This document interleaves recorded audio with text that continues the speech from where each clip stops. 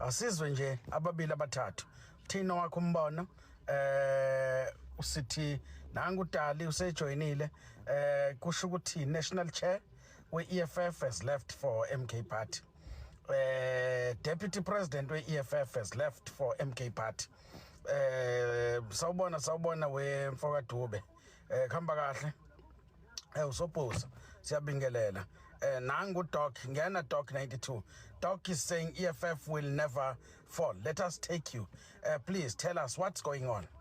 Why are senior leaders in the EFF leaving? We cannot as a country keep quiet. Is EFF the new ruling party esobanayo as South Africans? What should we expect? Who else is on the way? Anikhulume bakwethu asizwe nini. Nangu bakwena uthi gijinyiswa imali at the expense of the poor. Okay. Uthi ukhabazela ubastapon kamalema. But asithola ababili abathathu abazothi nqampa. Uthi Dominic Mashepa EFF has reached the ceiling. Shuthi seyifike yasha phezulu. Uthi uRev noPece hayi izonyamalala indaba yeMK. So aningene bakwethu nisichazele. Bathi noDalimpofu uzothola isikhundla yini? Bathi EFF hayi inkinga uNdlovu kayiphikiswa. Imbono yenu bakwethu request mfowethu Doc khona uzongena ku live. Request Doc uzongena ku live. Ngathi ngiyakukhumbula izolo ungene wenyathela impela hayi ubungayizwa indaba yeMK ungathi bebekutshelile ukuthi hayi kushuthi iyaxebula ikuxebula kabi Doc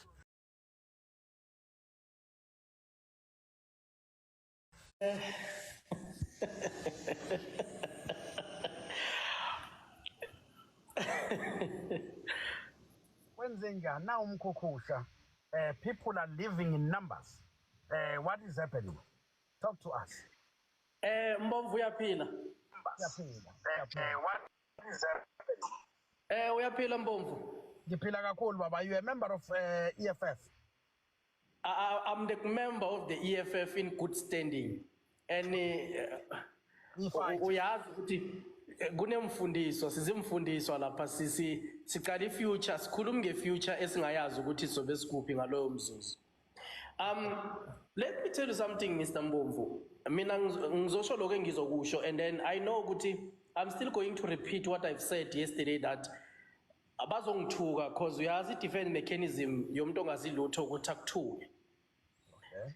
This thing is not surprising. Everyone who support corruption, or support Jacob Zuma. We are ku MK. Reason why? It's because of they feel comfortability there. Oh. We understand because they will be protected. And lately, you see, the senior counsel advocate Mpofu is no longer even disciplined. Even in court, you are the way ends on a court. They are saying they are fighting for black people. They are not fighting for black people. They are pushing a personal vendetta of Mr. Jacob Zuma. He's fighting with one man, Ramaphosa. We understand. And they must remember one thing. Ramaphosa is just a president, also party 2 term, and then he's leaving. We understand. And he think he's trying to build something. That thing of MK, that Stockfeld doesn't have a future. How can you believe a man who have on a 80 something years old and then actually a future? Who's relevant to MK beside to Jacob Zuma? Do you think Shope is relevant? Shope is not relevant. Shope is just a comedian. Even into I show you, zonke zahluleki zilapha.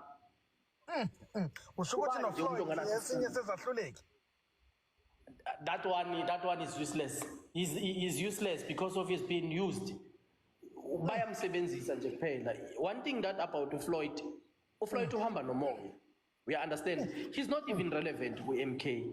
Let's be honest. Who's relevant with MK? I'm going to say this. These are people with MK. They were arrested 63 years old. We have never seen people who are chanting outside court.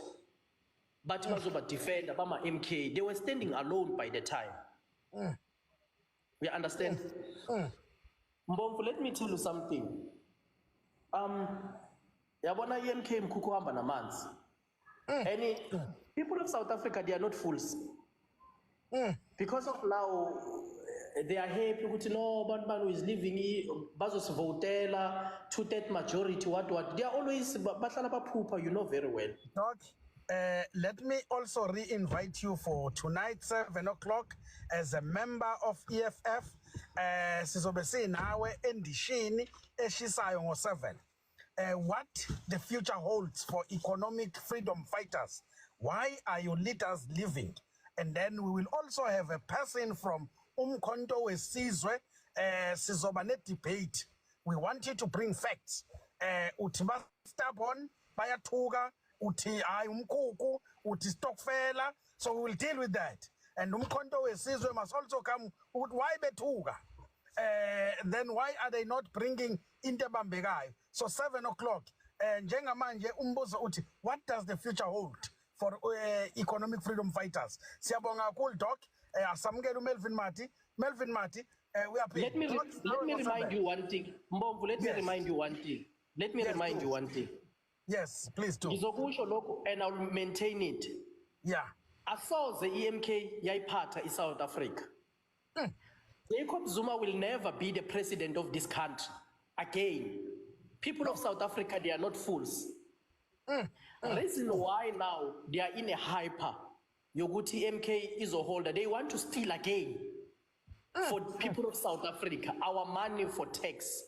And the people of South Africa, they are not fools. And they will never be fools. People of South Africa, no munga baninga amapasel, baninga ukudla, bagibeza amaven, but ku ballot paper they are alone. They are still going to vote for the ANC.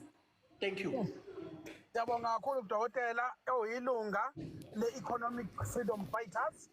Umbuzo wethu uthi uDali uselahle phansi umthwalo. What does the future hold for economic freedom fighters in South Africa? Sibona ngabe inhlangano iyakhula, iyehla, iyaphela, kwenzakalani? Melvin Mati uyaphila.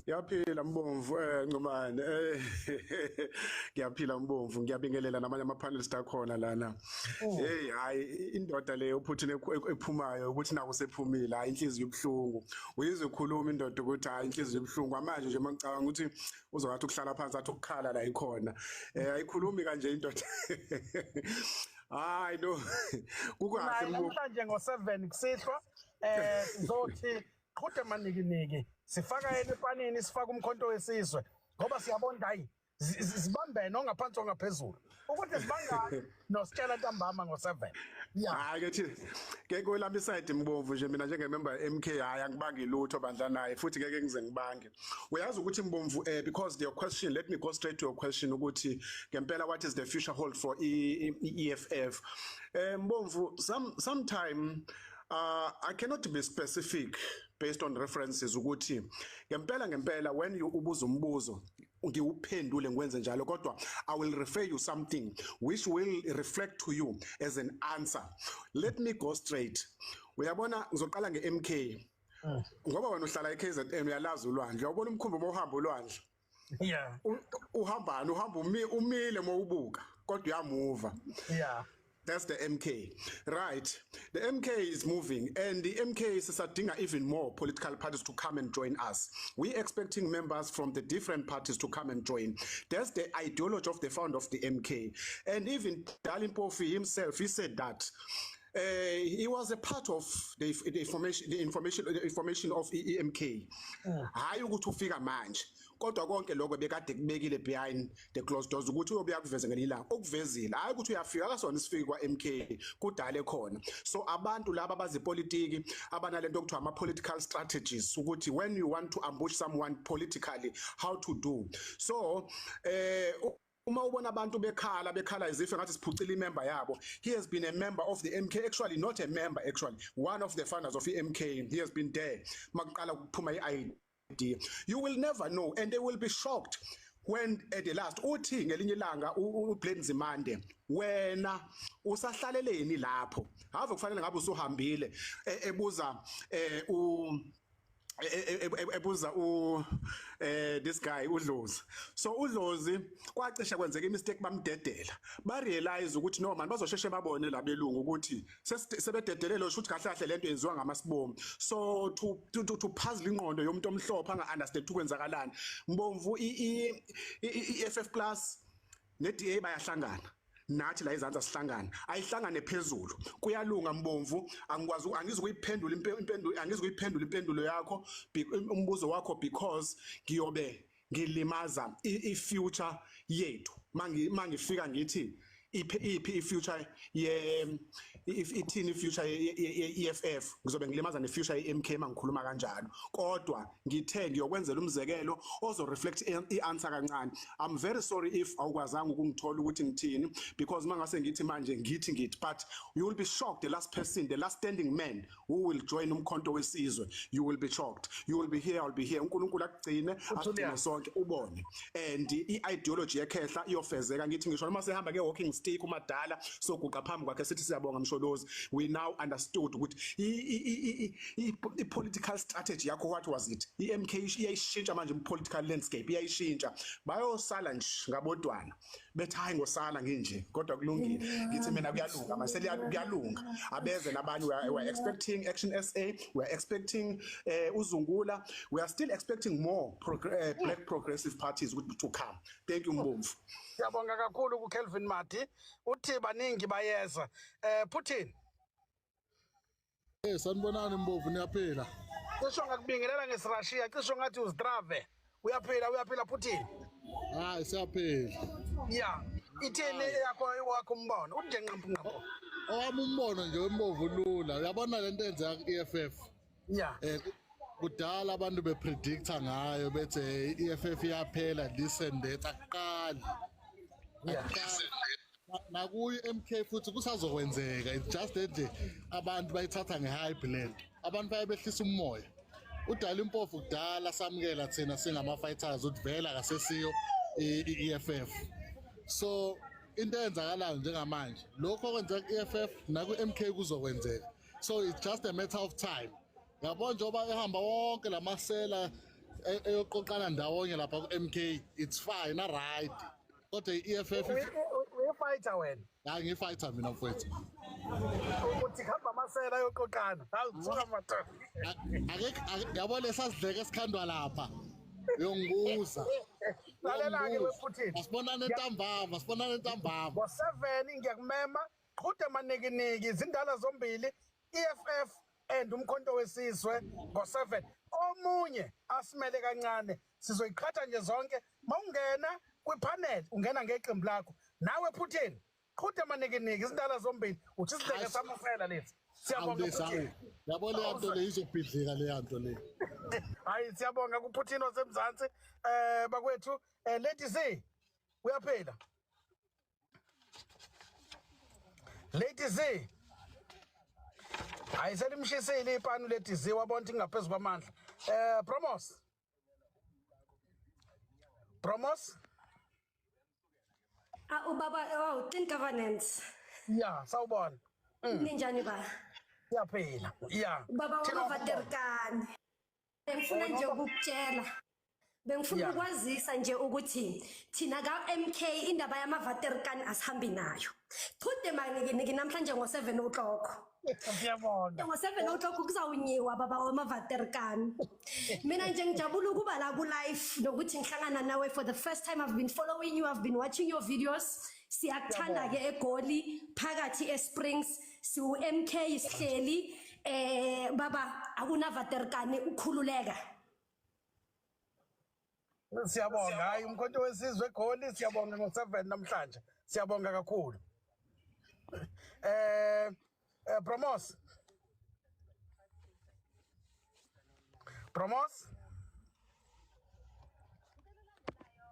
Promos Thenjiwe Ntsindane. Sabona ngubane Mbovu, sabona mtakama unjani? Sivukile emseni ninjani nini? I'm a good stand of MK. Awusuka madoda. Namhlanje ngo-7 siqedeni lento. Ngikudonsa ngilaphansi kwelika banana ngila emhlanga eduze kwendawo zezimanga. Hawu isicebiso somkhonto wesizwe lesi. I-tycoon yomkhonto wesizwe. Lalela-ke Mbovu, mina nje akukho engizokusho. Ngifuna nje umbuzo owodwa engizowushiya nabo abanye bawuphendule ngo-7, abanye bawuhlalise la kubona. Ngithi mina ngubane Mbovu. Bayothini abantu mhla kwavela indaba zetiye lalapha eNkandla. Uyakhumbula lelo tiye? Bika Malema. Nobaba.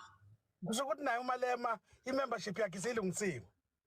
Angithi phela manje Mbovu mangabe ekwazi ubaba advocate Dalimpofu ukusho ukuthi hayi I was behind the scene. Hayi ngizwa kahle. Ngizwa kahle. Sibambe lapho. Ngiyabonga kakhulu.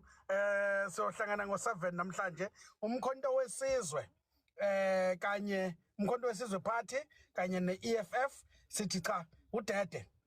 Ngoba na umkhonto wesizwe uthi cha indlu phela ziyazwela ngeke siloke sidikadikwa abantu beyishayela kanti asikwazi ukukhuluma abake basitshele ngoba bayayizela asibizile umuntu ayasazike noyikhulumela bakwethu qhude manekiniki izindala zombili asazi ubani ovala isitolo oyothenga kwesomunye kwenzekani. South Africa we love you. Clean Governance loves you so much. Ngiyabonga onenhliziyo encane aphuze itiye alale akhulisa izingane ancelisa izingane asuke la. Siyabonga kakhulu.